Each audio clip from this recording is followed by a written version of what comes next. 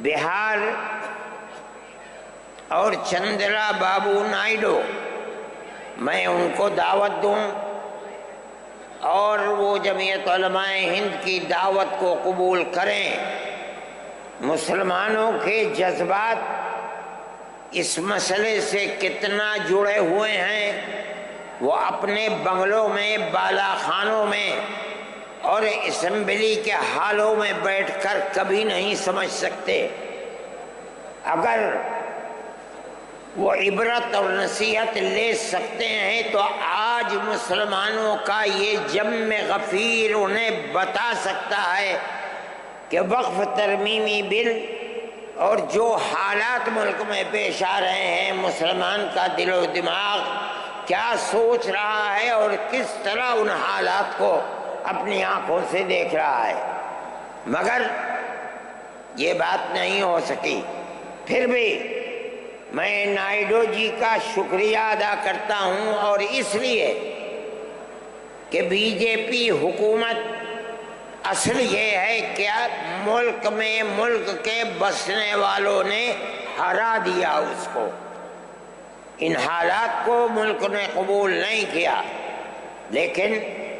اپنے دو اتحادیوں کی بیساکھی کے اوپر بی جے پی گورنمنٹ بیٹھی ہے۔ ان میں بڑی مضبوط بیساکھی چندرا بابو کی ہے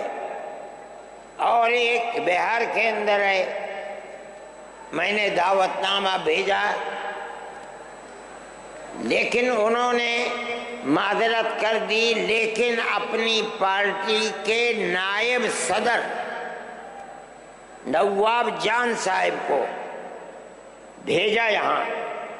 میں اسے بھی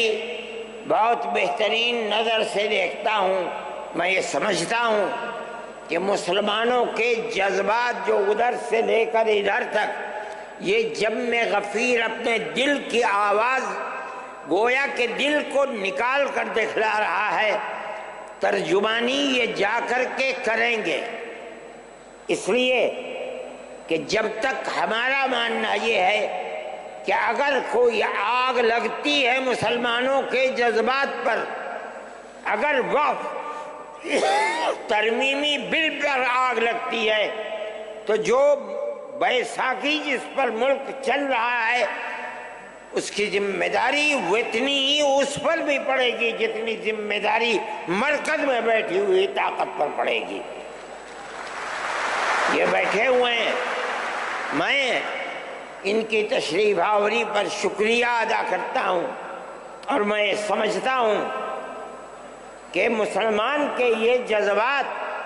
وہاں تک پہنچیں گے، اور جمعیت علماء نے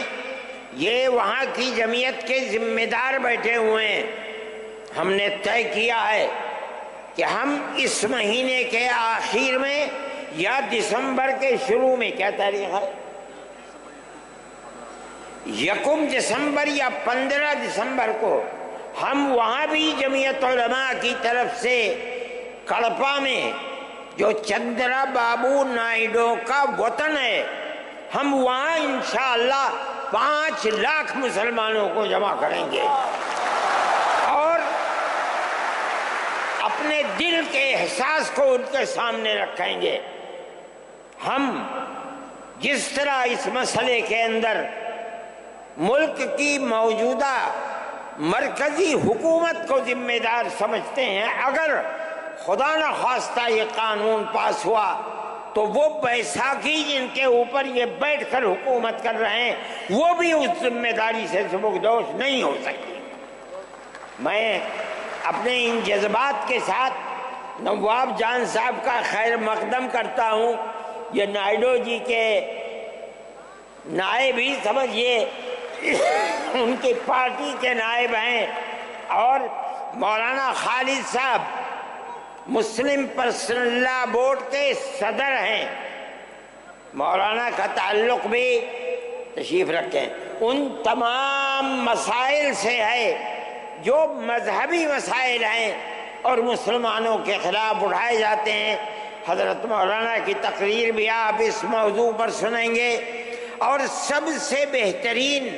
مسلمانوں کی طرف سے اس بل کے خلاف جو چیئرمین کے سامنے اور مجلس کے سامنے اس مدعا کو رکھنے والے ہیں وہ ہمارے ورکنگ کمیٹی کے ممبر اور سپریم کورٹ کے وکیل